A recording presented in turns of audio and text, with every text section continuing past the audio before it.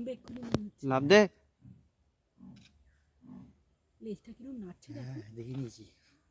চলো চিতাবাঘটা এটা না দেখাচ্ছি না। নামবে এক্ষুনি মনে হচ্ছে, নামবে রাজার মতো নামতো তাহলে এখান দিয়ে। ওর জন্য একটা মই আছে। দেখে নিয়েছি নাম নাম নাম নাম।